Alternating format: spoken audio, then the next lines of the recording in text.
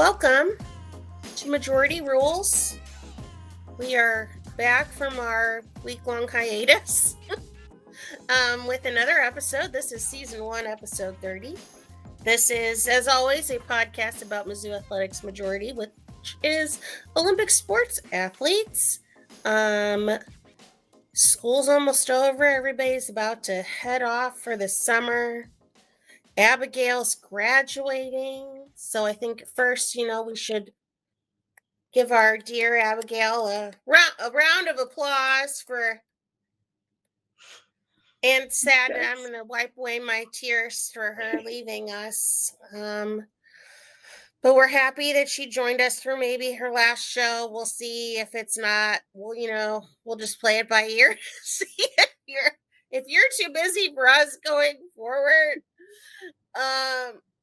But we're happy to have you here. Dylan is off doing something else, going to a sorority formal or something, and Rory has a giant test tomorrow.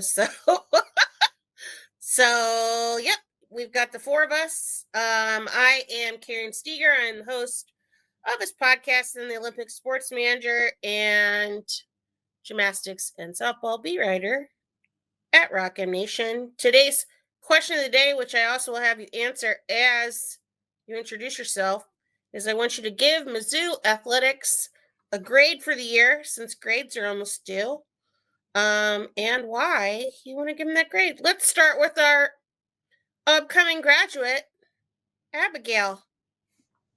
Thank you very much for that warm introduction. For the tears shed, Quentin, means a lot coming from you guys. Been my biggest fans, biggest supporters of Rock M all the way. So, really, when I walk across that stage, I bring these memories with me. Shake the hands. I'll be there. Much appreciated. My name is Abigail Klapatauskas. I, for not very many more weeks, am a senior at Mizzou, and I am the track and field and cross country beat reporter. I think when you have a season in which you crown two individual national champions, it's hard for me to grade this athletics program anything lower than an A. But for most of the sports beyond track and field and gymnastics, I was slightly disappointed in comparison to last season, so I would give it an A-. Okay. Matthew, let's go to you. First off, I just want to shout out Abigail. I don't think we've talked about it on this show, but this entire year, while she's been also covering track and field for us, she's also been the co-sports director for Mizzou student radio station, KCOU, and done an absolutely phenomenal job there. So that is just incredible multitasking, and I think that we should definitely shout her out for that. My name is Matthew Gustafson. I am the volleyball, wrestling, and baseball beat writer for Rock M Nation. And similar to Abigail, I am going to give Mizzou an A-. I think that there was a lot of progress, a lot of success. Like you talked about, the two individual national champions, obviously gymnastics had a banner year. And also, you look at the North End Zone project. You look at track and field getting a much needed upgrade, both in indoor and soon to be outdoor as well. And a new pitch for soccer too. And then you also have, again, a much needed turf replacement coming up for baseball. So definitely progress on the facility side of things at Mizzou. That being said, again, there were a couple of low points. Obviously, Diamond Sports both took a step back this year. Baseball is having a historically bad season. We'll get to that in a little bit. Women's basketball, kind of a lame duck season there from Robin Pinston, went about as well, and aka poorly as we expected. And some progress in other areas. I mean, tennis, I'm pretty excited for the future of that program. They kind of made a step in the right direction for the first time in a long time, and they've got a really young roster and a really young head coach too. Right, so a lot of room for growth. That being said, they're still at pretty much the bottom of the SEC. So I think you can acknowledge that there's been progress made, but also that there's a very long way to go at the same time. And so for all of those reasons, again, it is absolutely an A.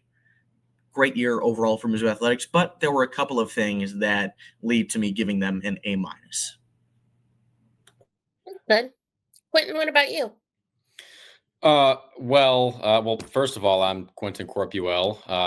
I've been doing spot work for Rock M in regards to men's and women's basketball transfer news lately, and that's about it. But I'll also That you're not say, allowed to cover football anymore. correct, I have been banished. But I will take You know what 30 you more did. seconds. I'm going to take 30 more seconds to shout out Abigail again because she won't say it herself. But in addition to covering track and field, being co-sports director for KCOU, she has done some phenomenal work with Mizzou's strategic communication department for Mhm. most of our time here at Mizzou, but especially lately. And so she gave a kick butt presentation today that got rave reviews from Karen, and I'm sure rave reviews from most, if not everybody in attendance. It's tough to play poorly when you're wearing a kick butt pink blazer like Abigail was.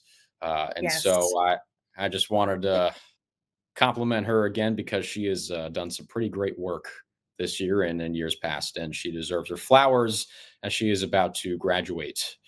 Um, and You guys so, are very. Thank you. oh, Thank you.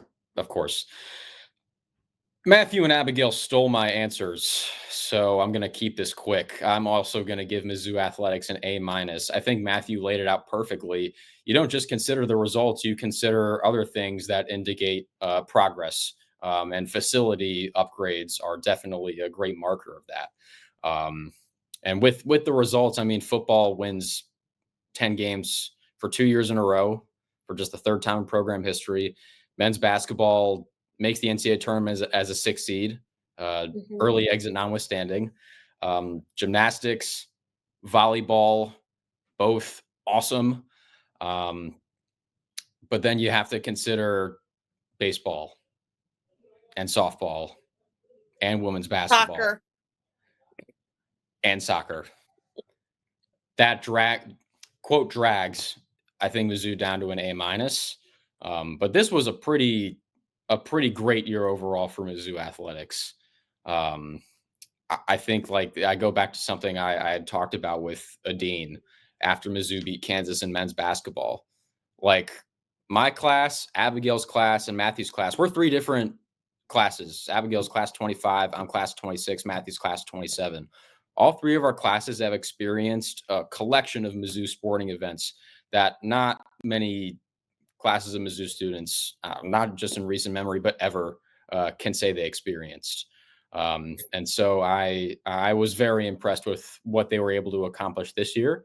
And hopefully, for their sake, these new upgrades to facilities and injections of, NIL money and whatnot propels Mizzou even further. I like that. And I'll stick with it. Let's go A minus also. Because I also think that, while diamond sports are down, you have, like Matthew said, like tennis is trending up.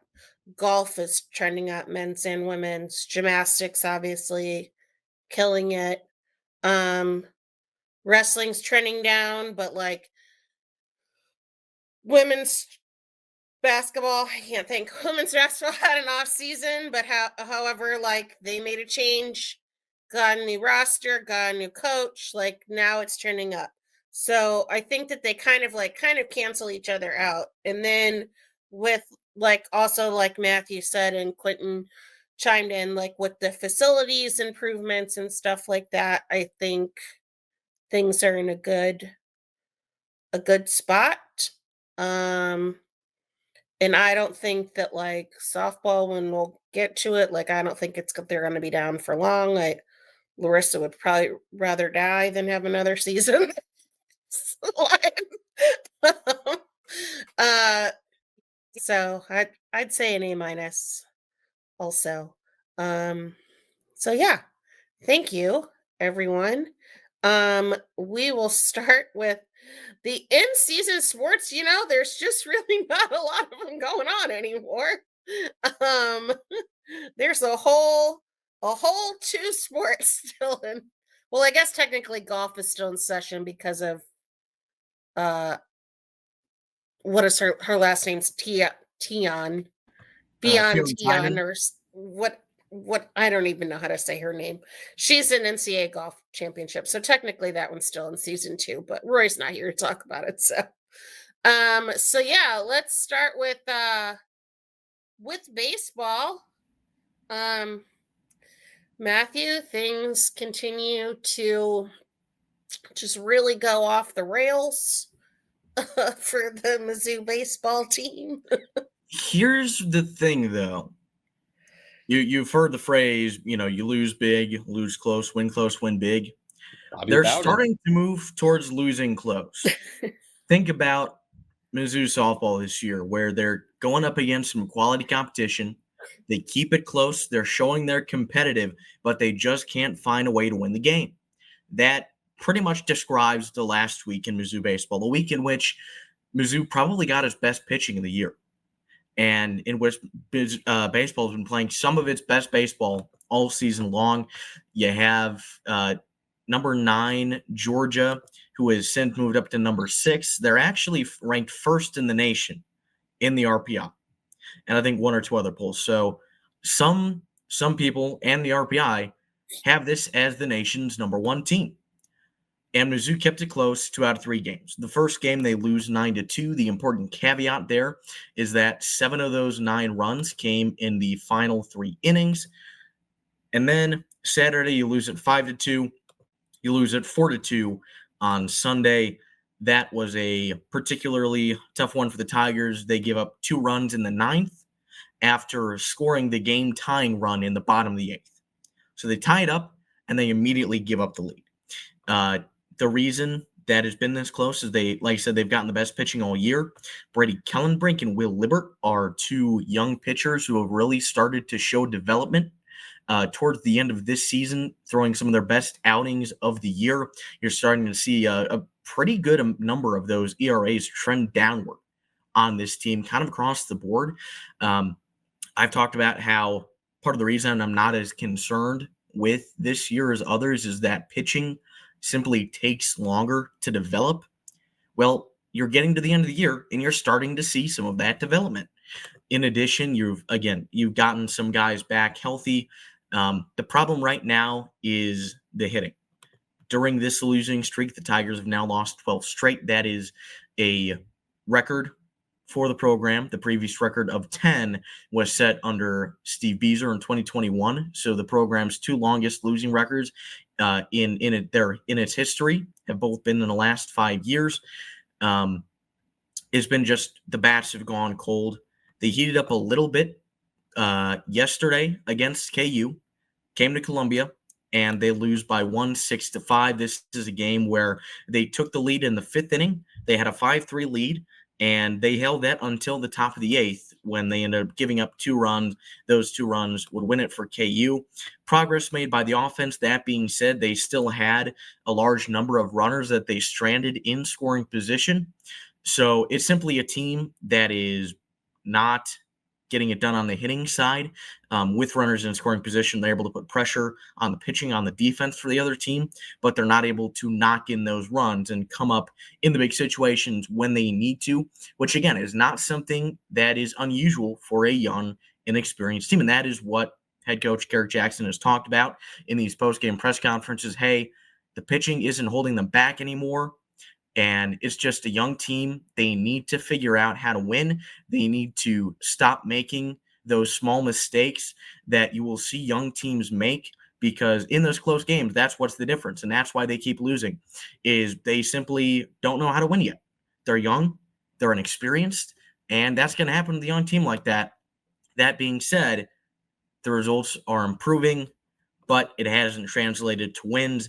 And the longer this losing streak continues, both overall in terms of the last 12 games and in terms of the winless SEC record, obviously pressure continues to mount. I still think this team can win a game in the SEC. In fact, I feel more confident in this team's ability to win a game in the SEC than at maybe any other time this year during conference play. I think that was probably the best they've looked all season. In conference play, you've got Mississippi State a couple weeks from now, Texas A&M, which has looked better of late, but they haven't, been world beaters by any means this year. So coming off of a week where you faced a top 10 team, a team that some consider the number one team in the nation, and a team in KU that just recently left the top 25, you're going to see a slight dip in the quality of competition. And you're playing your best baseball of the year. The Bats made progress on Tuesday. Obviously, this is still a terrible year for Mizzou baseball. But again, there are some positive signs and some signs that maybe this team can get that first SEC win here in the final 2 weeks. What's next for them, Matthew? Who do they play this weekend? Next up this weekend, they're going to be in College Station facing Texas A&M. Defending national champions that have had a highly disappointing year. All right. That sounds good. Thank you, Matthew. I know you have to leave us and, do things like eat and things. So Yeah. and study, whatever. I've got to get on a Amtrak train Friday, so I'm kind of scrambling to finish everything up here the last couple days. Gotcha. Well, thank you for joining us. Thank you, as always, for your baseball updates, and I really hope that they get at least a win. Yeah. All right. Let's move on to Abigail. Track and field. First, I was just going to say, I'm sure he'll hear this when he listens back, but I think in sports journalism, there are so many ways to cover a team that's winning, but often teams that lose get covered only a single way, and that narrative gets very pigeonholed. And Matthew's just done a really great job all season of providing the story behind why they lost and making it much more interesting than just this is a bad team. He, I think, does a really good job of adding that context that it's still interesting to follow a team that's losing over and over and over again. And that has been cool and inspiring to me. Yeah, thankfully, that's not the case with Mizzou track and field. They're winning, so that helps. Because it's not fun covering a team that's not doing well. So let's jump right into it. Pun intended. Claudina Diaz is ranked 8th in the nation in the women's high jump with her personal best 185. 185 used to be rare air for the women's high jumpers, like for years and years before Claudina Diaz and Christy Perez-Sneeman, and now they're reaching it in multiple meets, which is really exciting. She interestingly ranks 3rd in the SEC above her teammate because Christy Perez-Sneeman set a 188, but not at a collegiate meet. She recently is the first South African national she took first at the South African National Championship. So that's incredible. She jumped 188. That ranks 76th in the world. Now, the world rankings are not reflective of the top 76 marks. It's a combination of point systems that World Athletics decides that is far more complicated than I understand or could explain to you. But she's 76th in the world rankings, which is incredible. So interestingly, right now, Clow ranks ahead of her, but Christy has outjumped her, just not at a collegiate meet. Okay. Speaking in terms of jumps, my biggest update for Rock M is that Jonathan Sarum will not be competing at all this outdoor season. I was waiting to see if he would maybe compete in the triple jump later, but interestingly, they weren't just saving him for practice. It's about his eligibility situation. So I reached out to one of the SIDs, and he told me that Jonathan will be taking the entire outdoor season off to retain 2 full years for 2026 and 2027. And he is using this outdoor season to train for Worlds later this summer, which makes sense. So unfortunately, we will not be seeing a 2-time triple jump champion in the same season, but never fear, I think that's coming in 2026. Interestingly, when you're not covering them anymore. I know. It's a bummer. Trust me, I had my moment, but that is okay. This is about Jonathan Sarum and not me.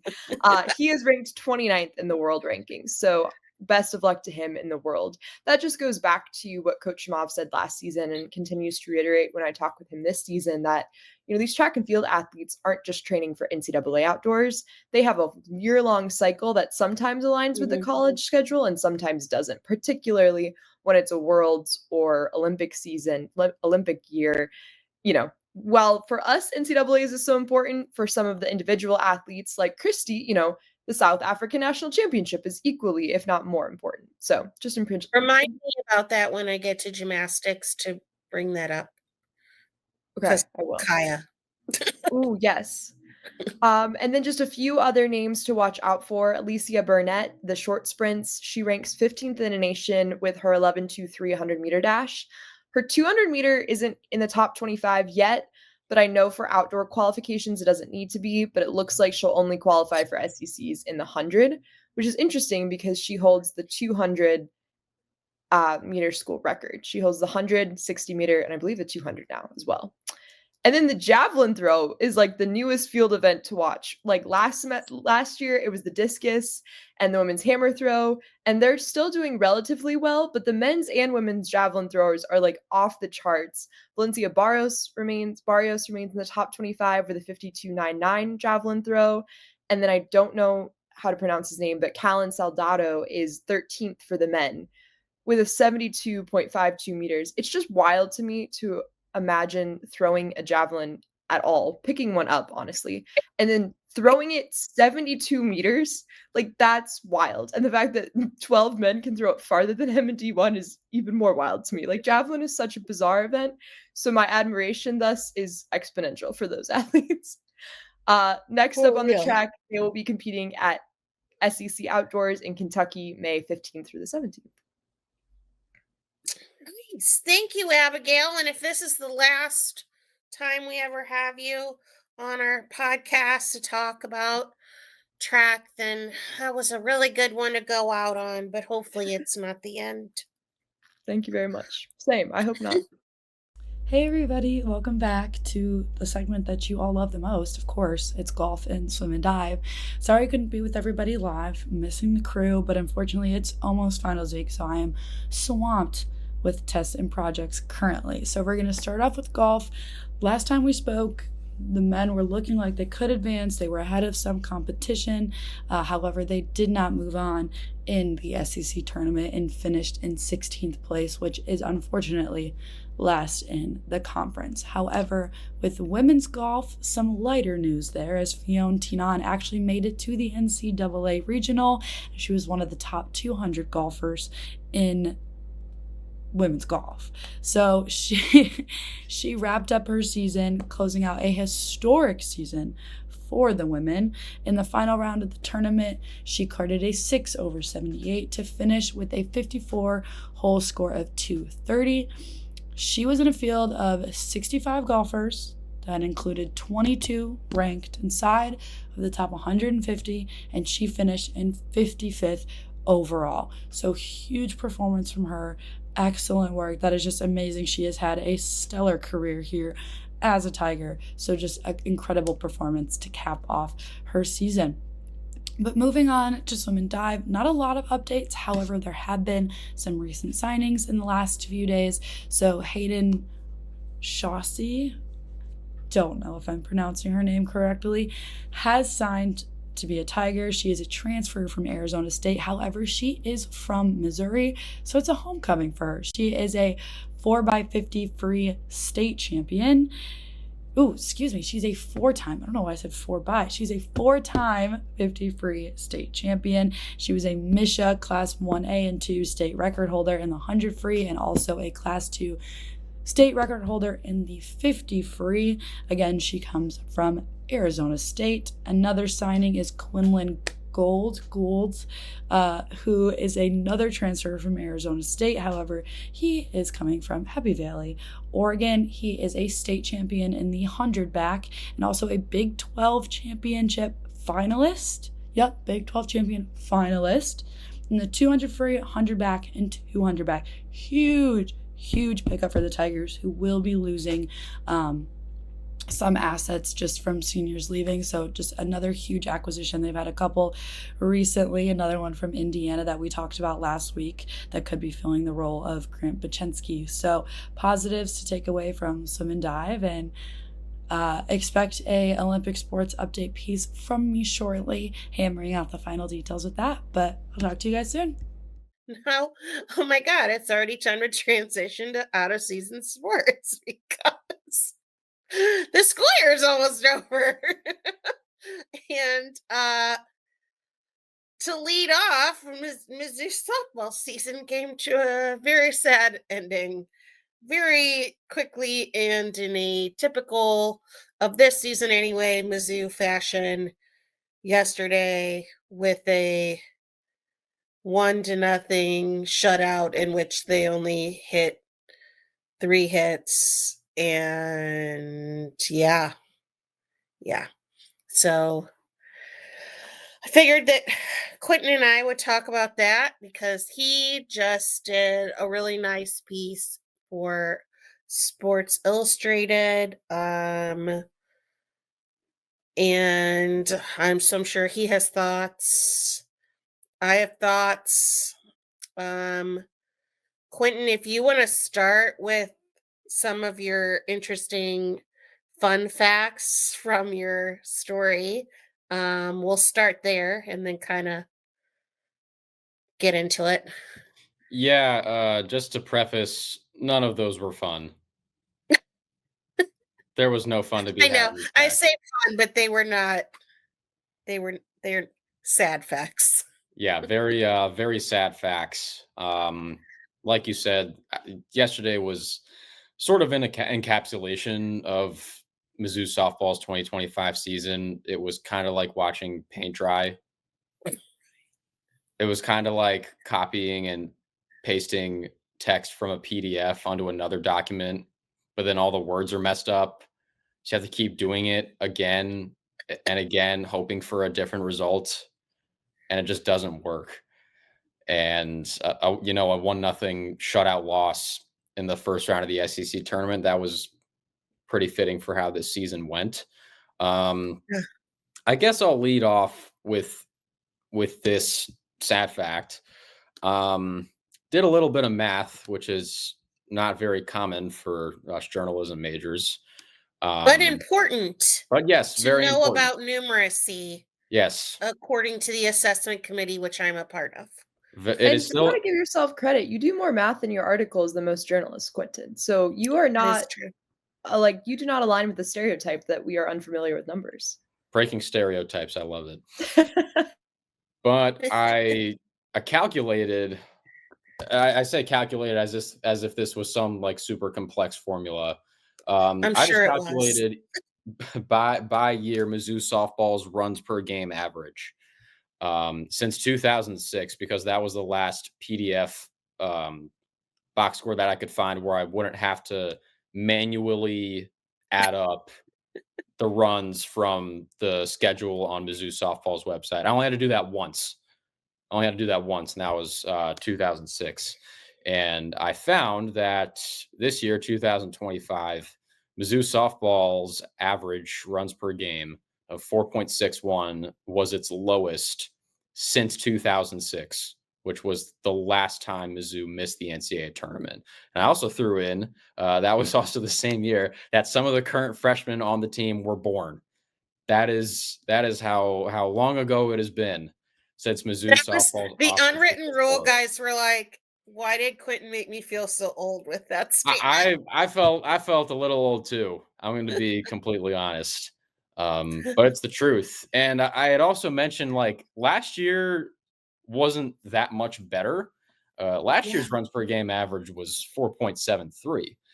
One of the main differences was that Mizzou just kept finding ways to win games. And that had to do with a few things. One is that they had an upper echelon pitcher nationally Mhm. in Lauren Krings that saved their butts multiple times. Yes. Most memorably in regionals against Yes. Omaha when Mizzou faced another Iron Woman in the circle in Cameron Meyer.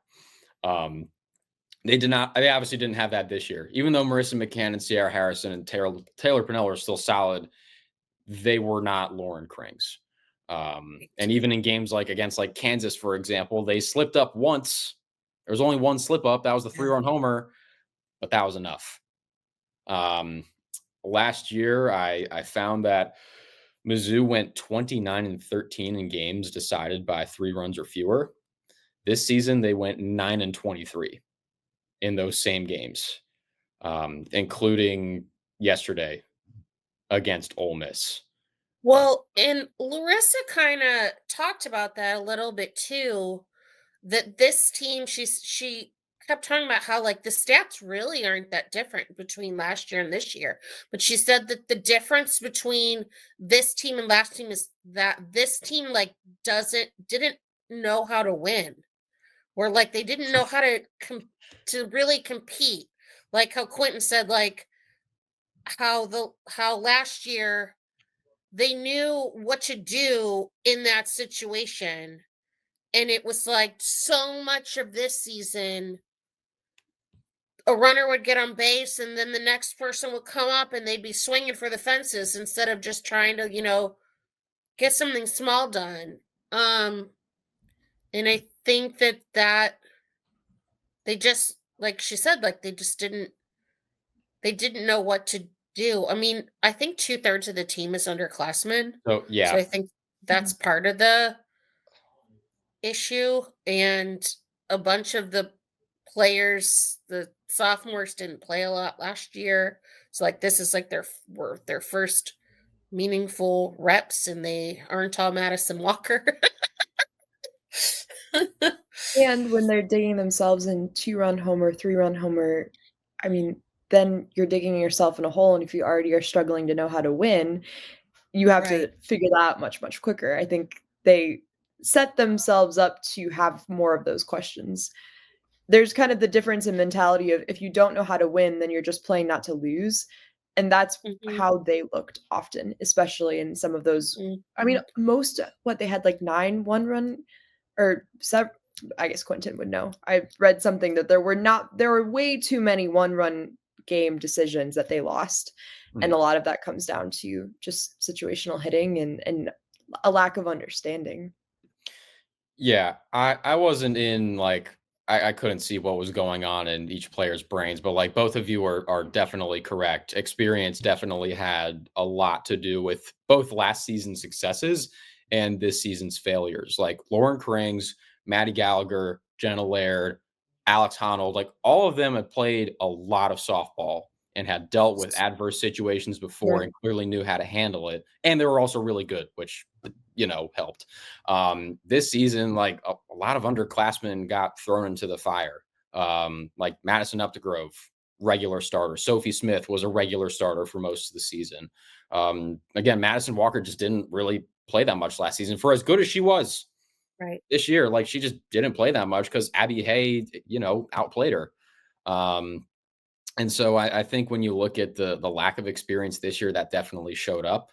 Even though somebody like Abby Wilhelm stepped up against Georgia, hit that late home run in game 1 of that series, strikes out looking to end the season.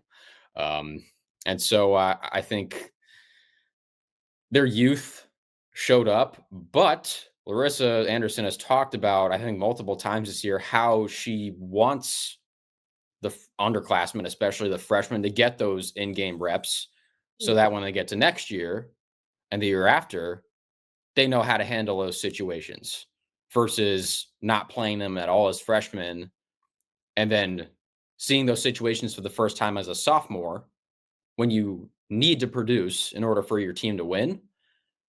Larissa Anderson doesn't want that. And so if Mizzou softball returns to national prominence next year, or hopefully for them, at the very least, the year after, they are going to be very thankful that people like Up the Grove and Wilhelm and Smith, and even like Nevaeh Watkins got spot playing time.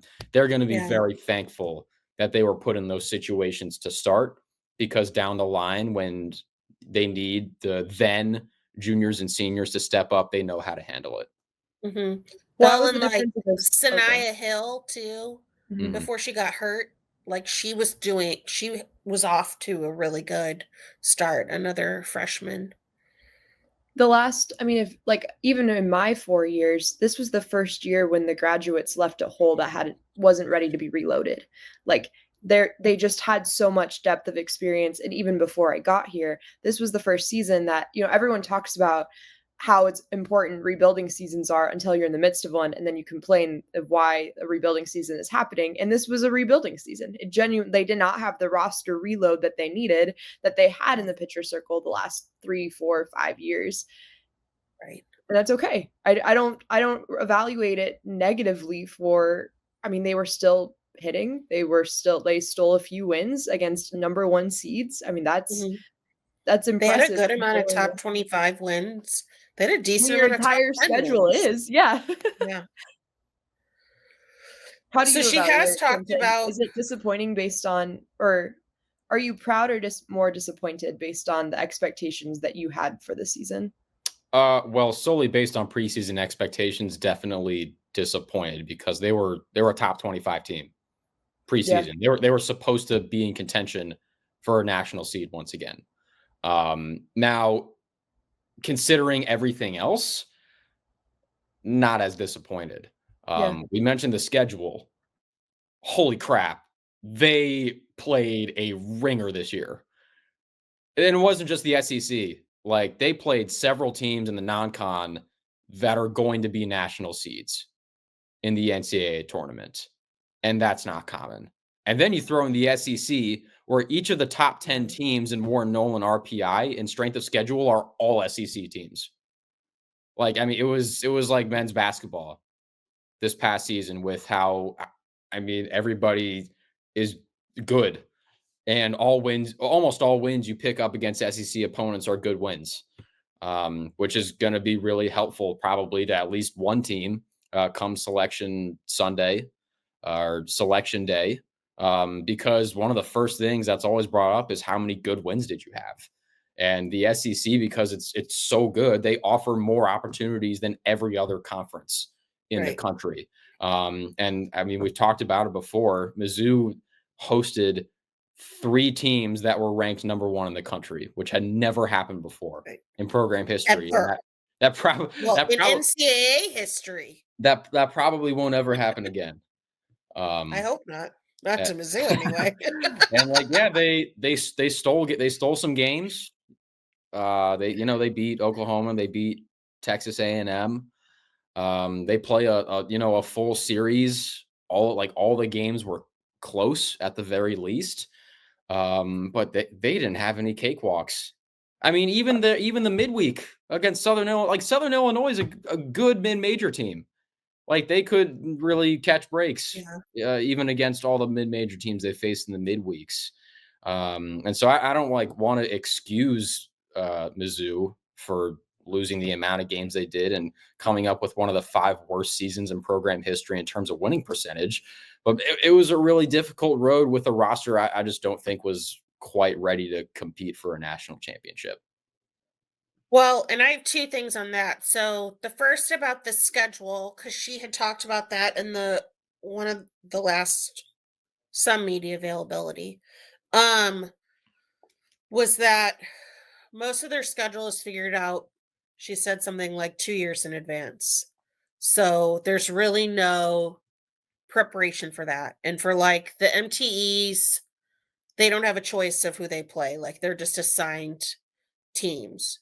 She was very adamant, though, they will have to look at the other games outside of the MTEs and the SEC schedule and figure out something with their schedule to make it so that they are not in this position, like, basically ever again, where they're not like fighting to try to get to 500 at this point in the year, where they're counting games, being like, okay, if we can get this one, then it's possible, but if we don't get this one. So she said that they will have to take a look at those midweek games and things like that, where they can actually make alterations in their schedule to make it so it's not so hard on them in the future, because that really was a huge issue with them.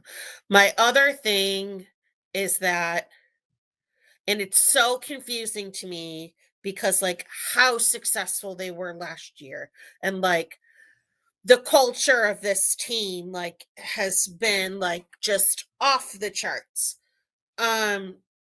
With how much success that they had last year, like, I do not understand how they weren't more successful in the portal.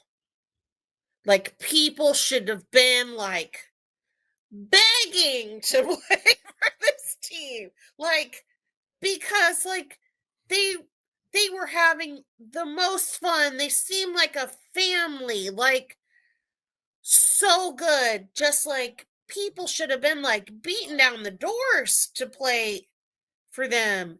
And for whatever reason, like there's no, like, you're not going to find a Lauren Krings in the portal, obviously, but like I cannot figure out how they didn't get a picture in the portal. Like, how did that not happen? Now Taylor Ebb's great, like great addition. I don't know what ended up happening with Hayden Sokolowski. I feel like she might have gotten hurt because that last series, I don't think she was dressed out, the last home series. So I'm guessing that she probably ended up hurt, but like I expected a bit more out of her. But like she's got to do better in the portal. Yeah. When every SEC team is retooling and like grabbing people left and right, like these other teams are getting farther and farther ahead, and Mizzou is just like complacent. It drives me insane. Yeah, well, I think with the pitchers, and well, one other thing, I completely forgot to mention this. Cara Daly and Julie Crenshaw were just like fully dealing with major injuries for the latter half of the season. And still had career seasons. And That was yeah, we're still Julia Crenshaw, I mentioned in my article, had more home runs this season than she did in her first 3 years combined. Her development to step into the role, like the hole left by Laird and Honnold, like was fantastic. Yeah. Julia was great. They said she learned how to hit for her height. Yeah, so she said how tall she is instead of as a catcher. Yeah, Larissa said earlier in the season that they basically hired this company to figure out how everyone should swing based on their body type. And so Julia Crenshaw basically, I don't know like how much she changed her swing, but she clearly changed it enough to where she was generating a lot more both power and contact, because not only did she hit 14 home runs, she batted almost 400, which is pretty insane over an entire season.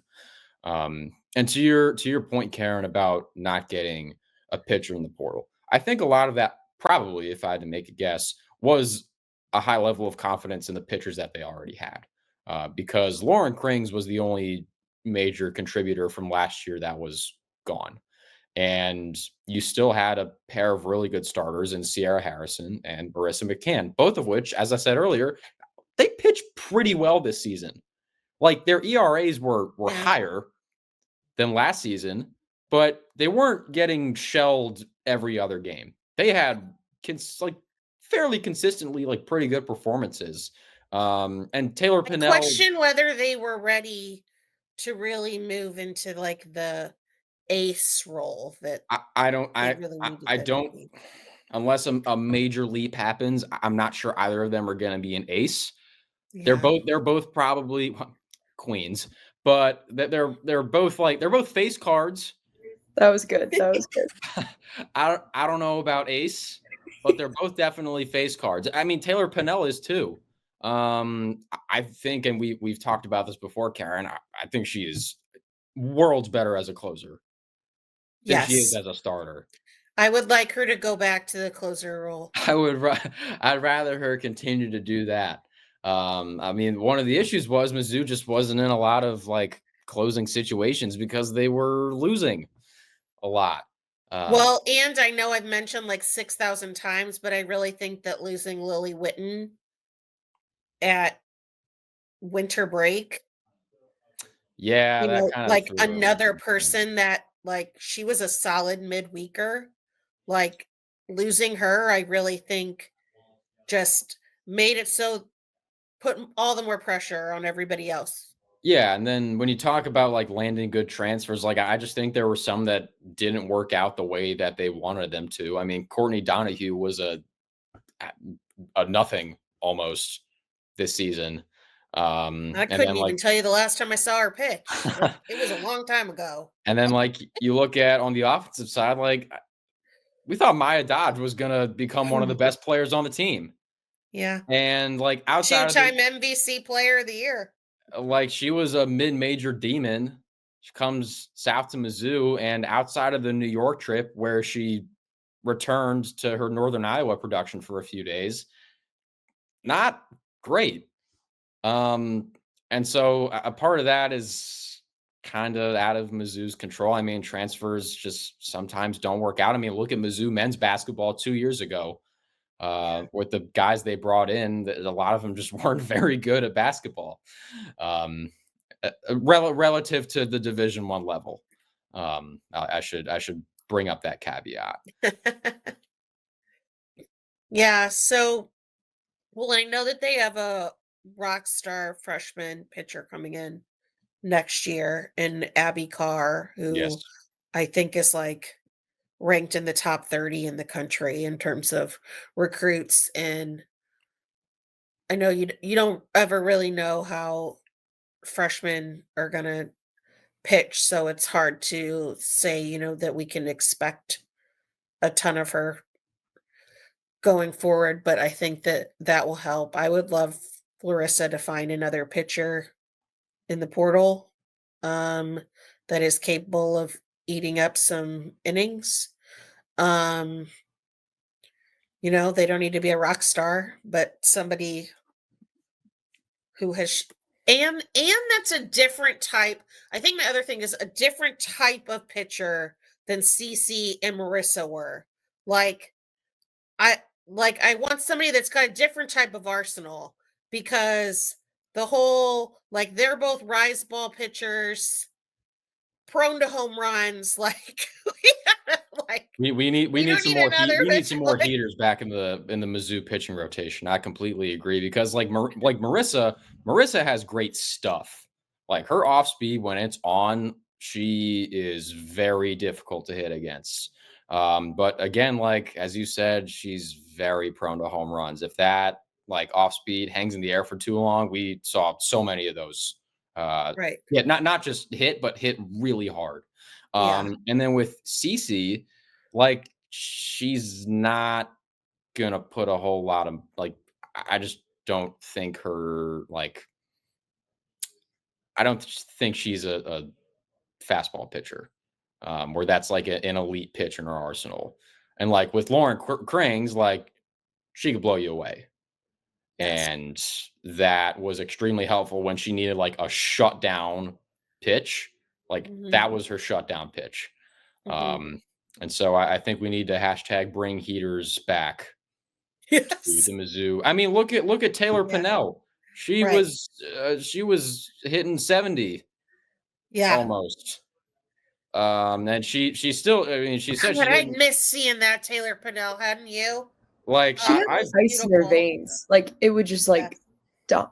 And I think Sierra really played well against Krings with that. I think there was some confidence lost of losing your teammate who you could rely on, and had that balance and kind of a complementary attack where Cece would come in at the end, and it was then you need those more tactical kind of going through some of the different pitches, versus Kring's sequence was just like fire always. But I think Cece relied on the balance of that, and when they lose that, then there was a weird lack of compensation. Yeah, so I would like to very much for her to add to the pitching depth.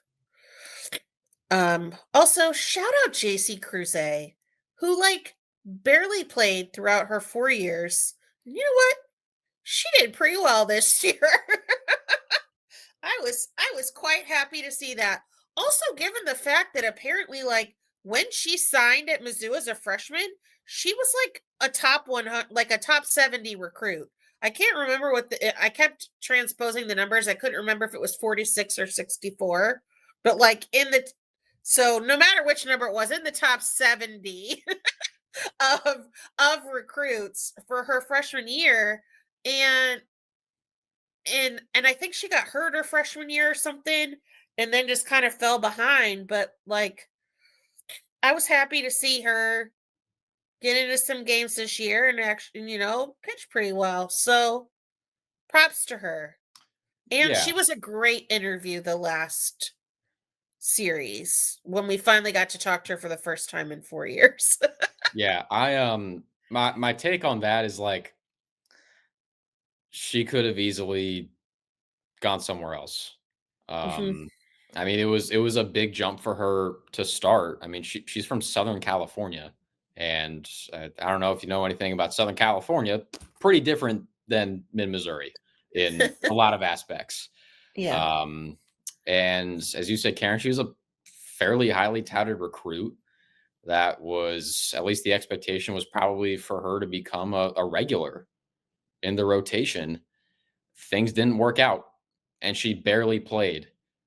But she stayed. Yeah.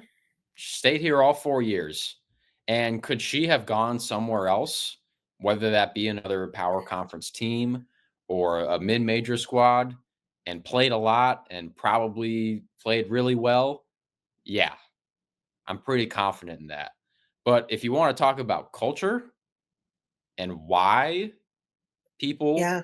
should go to Mizzou softball, I think JC is a shining example because it was so easy for her to leave. And there Yeah. were other factors that made her stay. And that I think is commendable on both her and the program as a whole, because that is becoming increasingly more rare in this day and age. Yes. For sure. So yeah, I guess that's about all for softball. We'll see how it goes moving forward. I'm interested to see if there are any staff changes, or I mean, she just got a bunch of new staff, so I can't imagine that there's going to be any changes. I know the idea has been floated that she finds somebody to actually serve as a pitching coach, so then she doesn't have to manage the game while also serving as a pitching coach. Um, I don't know if anything like that'll happen. So I'll just be watching in the portal and see um what she does and hope that next year is better. I know some people were floating on Twitter that she's like on a hot seat, and I was like, that's the most ridiculous thing I've ever heard in my entire life. They are literally 1 year away from having having almost made the women's college World Series and have made 2 SEC title games in the past 3-4 years. Like, no, her seat isn't remotely warm. It won't eat if she has another bad season. Maybe it's like 2 degrees warmer. Like, she ain't going anywhere. She is the let me pick my words carefully here. Look, she's the reverse pinched in. Like her seat should not be hot because she has proven herself for many years.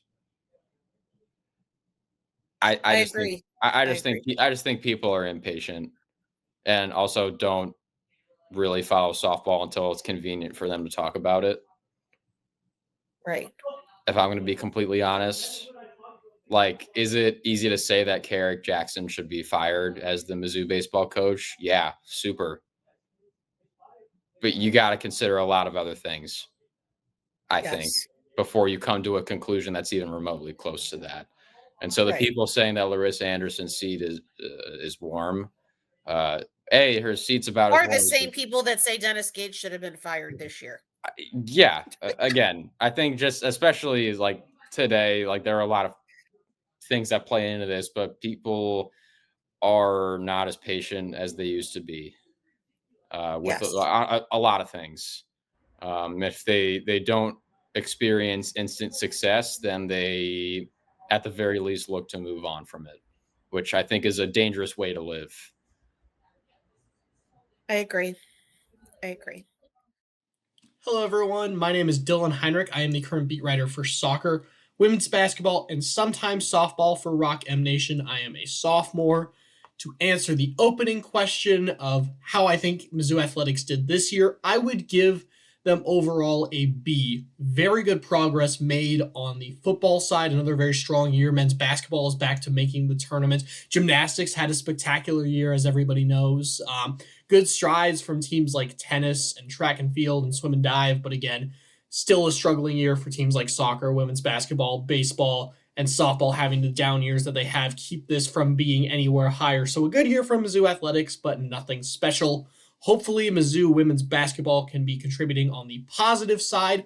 Let's take a look at some of the players that are going to make that happen, as the roster's finally starting to come together. We now have 11 confirmed people signed to the roster as of right now. There are no more in limbo, no more Kelly bat signals coming out a couple days early, at least to our knowledge. In the past week, since we recorded the last podcast, they added Lisa Thompson from Rutgers and Jayla Smith from Purdue. Lisa Thompson is from Joliet, Illinois. Started a bunch of games in both of her first couple seasons, averaged 7 points as a freshman and then 5 as a sophomore. Very good contributing off-ball guard. Jayla Smith is going to be entering her senior year. Only played 2 games last year as she was hurt, but has been a very valuable bench player for the Boilermakers. Averaged upwards of nearly 8 points her sophomore year. Hasn't quite reached back to those heights, but still been a good contributor off the bench for a Mizzou team that has desperately needed depth. They have some experience on the roster, but just looking at the number of players, 11 is barely enough to fill out a full rotation. So if 1 or 2 players go down, they're going to need that depth that has that experience, that has that willingness to step up and play at an SEC level.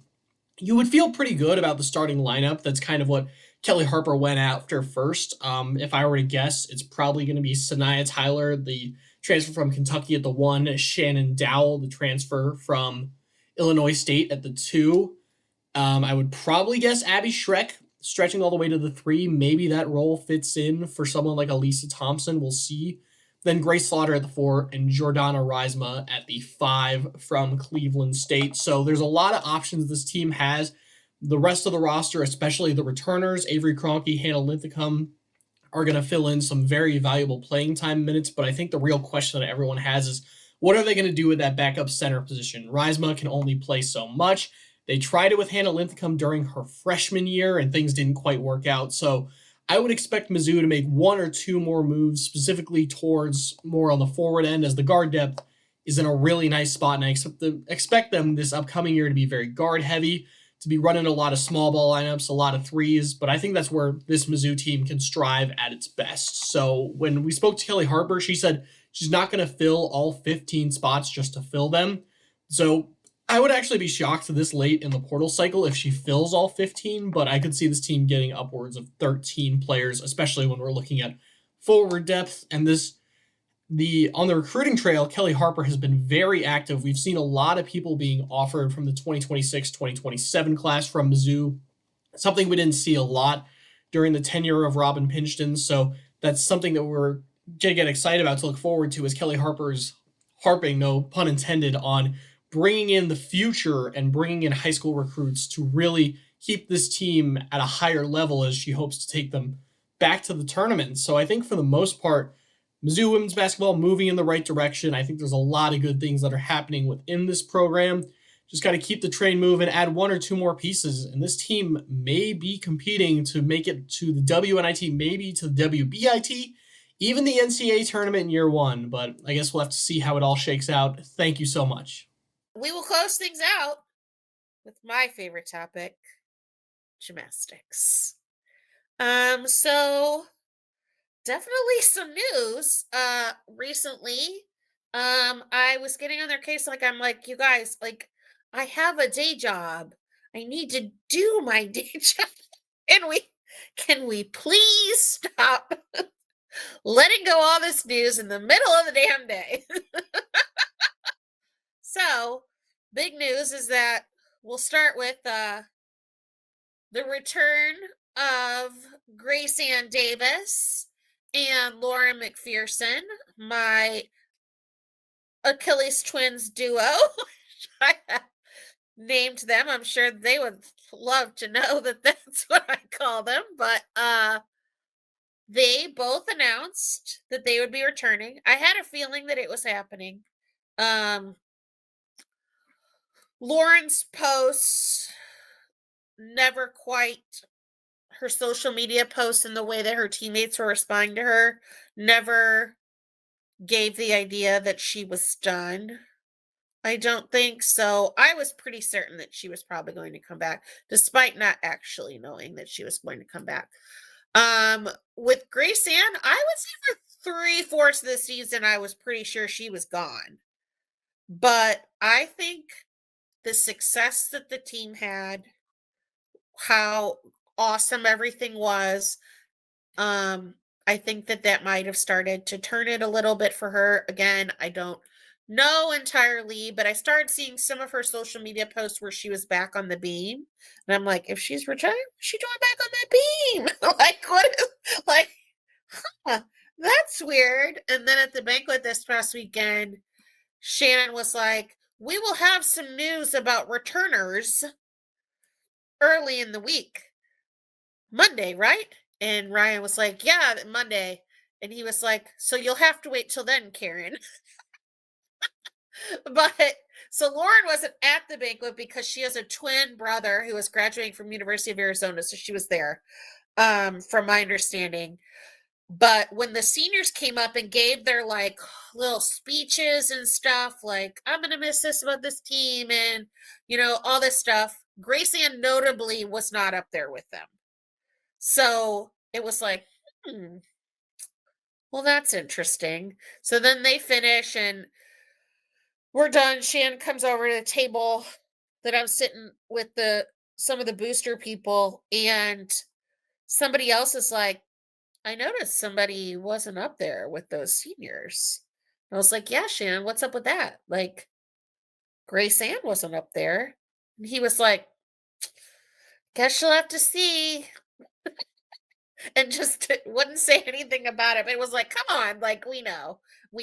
So this is major that they are back, because Lauren McPherson was like one of the, like, when she first committed to Mizzou from San Jose State, like, the gym turnout went wild because all around competitor, like, had all these all conference awards and stuff, like, so good at every event, but especially events that Mizzou desperately needs reinforcements on.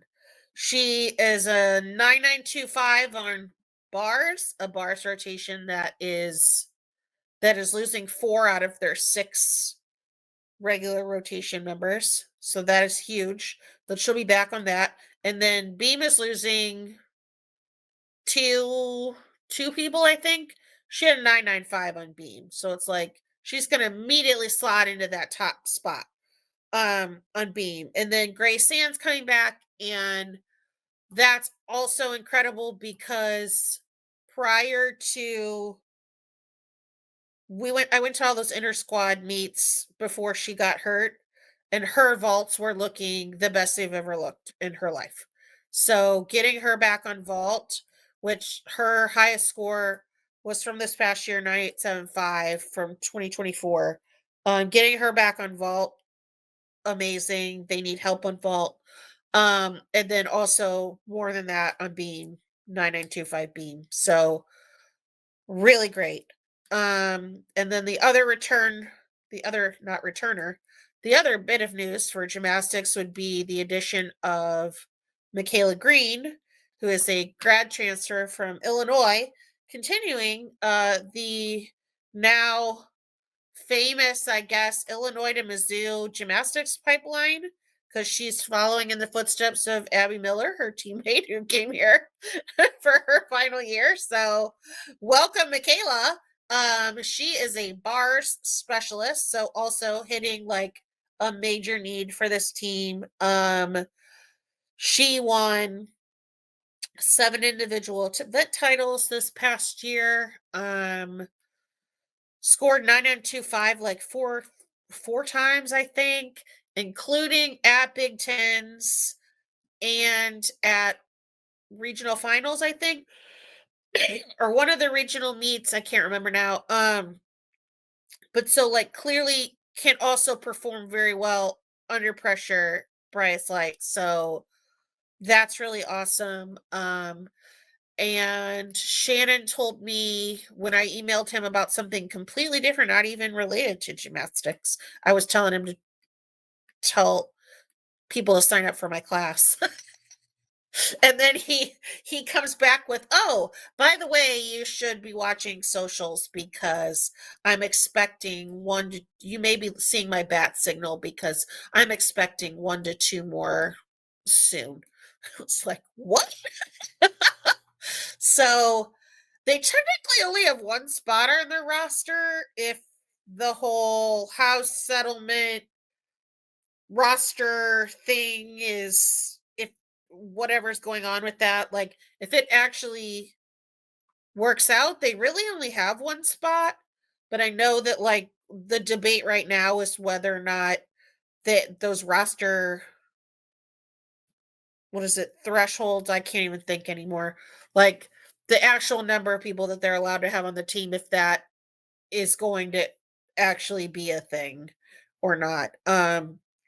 So we know at least one more's coming, if not two. This team is shaping up to be amazing. I'm very excited. They are very excited. They have gotten the taste of third nationals, and now they want a number 2 trophy. Like the goal is they are not getting complacent. They're fighting, and it's just, yeah, it's been an awesome season. It's gonna be an awesome off season. I'm already trying to think about lineups and stuff for next year. Me and Grace Anger and Nate Salzman have just been going crazy trying to figure out who they should nab in the portal and who's going to be on what next year. And yeah. Oh, and before I forget, Abigail was talking earlier about Jonathan and how he's not doing outdoors because preparing for those other elite events. So Coach Whitney has been with Kaya Tanskanen, who is back in Finland currently. She, almost right after getting back from nationals, they flew out to Finland for the Finnish championships. She did not think that it was her best performance, but she got 3 bronze medals in all around beam and bars, I think. So that qualifies her for some other event next, like maybe Europeans or something like that. So Lacey Rubin, beam coach, and Jackie went on Nate and Grace's KCOU podcast, The Flip Side. And we're talking about how Kaya is not only like an amazing student, like 4.0 student, but also that she is like the most determined person they'd ever seen. So she would do her drills and practice her NCAA, and then like she would immediately bust out like working on her elite skills because they're different. Like she's doing completely different routines than she was doing in NCAA. So like she's got a completely different beam, not dismount, way to get onto the beam. I don't know what that's called. I don't know. Cool as hell. Whatever it is. So she would go back and forth between like, okay, I'm done with the NCAA stuff. Now I'm going to go work on this elite stuff. So she just determined to keep doing elite gymnastics on the side and kind of working with Mizzou and with her Finnish national team to keep that going. So I think that she's the first one that Mizzou's had that has done both at the same time. Because like I think Helen used to do elite when she was a kid, so it never would have been at the same time that she would have been at Mizzou. Olivia Kelly's talked a little bit about maybe getting back into elite and competing for Barbados because she went to the World Championships last year and competed for Barbados. So she may get back into it too. I'm excited to see because Mizzou isn't normally known as a place where elite gymnasts will go. And if Kai is showing that, like, look, I can do both and I'm excelling in both areas, then that's another recruiting tool for Mizzou to show that they also can take care of the gymnasts who are interested in pursuing both of those avenues, and that they work with them on that. So I think that that's really cool. But so that's all from gymnastics, I think. Yeah, so I think we're done here. Thank you, guys, for joining me and Matthew, even though he ran away. Appreciate it. I know everyone is super busy. And yeah, I don't know when we'll be back again. I'll have to check everybody's schedules. Yeah, I guess that's about all. So congratulations, Abigail, on your upcoming graduation. And your awesome team performance at Stay of the Yaya today. Was that a real game that you guys made? No, but there was a moment when we had to tell our professors that, because I think that they really wanted us to create the game, and we did have to tell them we are not video game programmers. I think there was a moment when they were like, well, this would be really cool as like a game, and we're like, so it's just our creative expression. Like, it's our big idea, but we did have to clarify we will not be like, it would be a game if we could, but right. But I think we disappointed them slightly at that, and they're like, oh, we see you. We're like, sorry guys. I'm slightly disappointed at that too. Yeah. Now. Maybe I really later. wanted to play this game, even though I'm not in the Yaya market. I'm glad that it was so effective. Great performance, great everything. Thank you guys. MIZ. Zio. you. Have a good night. Till next time. Thank you, everyone, for tuning in to Rock M Radio, a proud partner of Fans First Sports Network. Rock M Radio is the official podcast network of Rock M Plus, a new and exciting subscription service provided by me and the other voices of Rock M Radio. Please take a few moments to head over to rockm.plus and sign up for an account today. The cost is only $5 a month, and the benefits include access to our live podcast, a subscriber-only message board, weekly newsletters, and more. If you enjoyed this episode of Rock M Radio and would like to see more just like it beamed directly into your personal device, make sure to click the subscribe button below and tell your friends. Our podcast feed is available through the Apple Podcast app for iPhone, Google Podcast app for Android, whatever app you listen to your podcast. You can also find Rock M Radio on Spotify. If you're looking for a podcast about your favorite team that is not the Missouri Tigers, Fan First Sports Network is your answer. A full podcast network loaded with the team-specific podcasts covering Major League Baseball, the NFL, NHL, NBA, MLS, and more. And we'll be back with more episodes of Rock M Radio coming to you soon.